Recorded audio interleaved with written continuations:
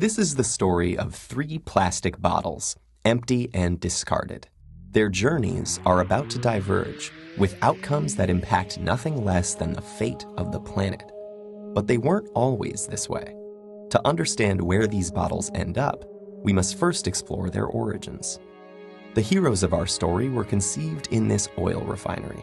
The plastic in their bodies was formed by chemically bonding oil and gas molecules together to make monomers. In turn, these monomers were bonded into long polymer chains to make plastic, in the form of millions of pellets.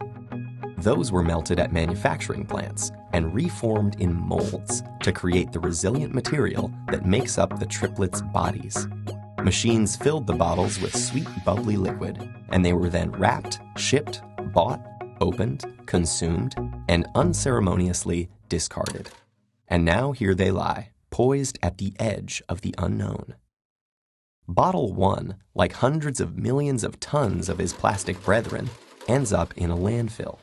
This huge dump expands each day as more trash comes in and continues to take up space. As plastics sit there being compressed amongst layers of other junk, rainwater flows through the waste and absorbs the water-soluble compounds it contains. And some of those are highly toxic. Together, they create a harmful stew called leachate, which can move into groundwater, soil, and streams, poisoning ecosystems and harming wildlife.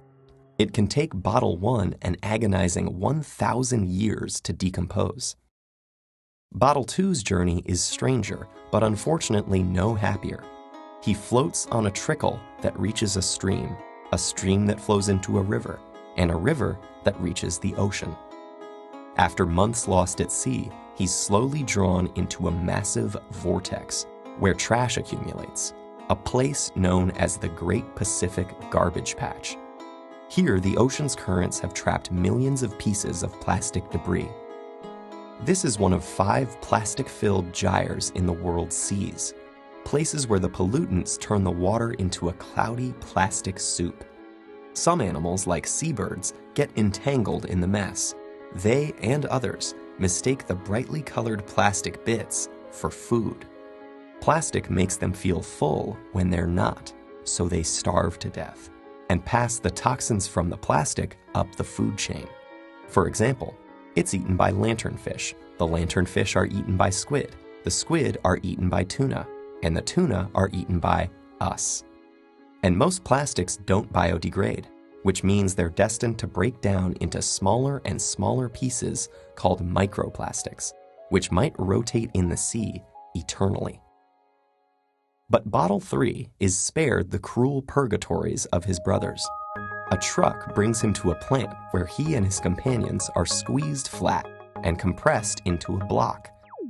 Okay, this sounds pretty bad too, but hang in there. It gets better. The blocks are shredded into tiny pieces, which are washed and melted so they become the raw materials that can be used again. As if by magic, Bottle 3 is now ready to be reborn as something completely new. For this bit of plastic with such humble origins, suddenly, the sky is the limit.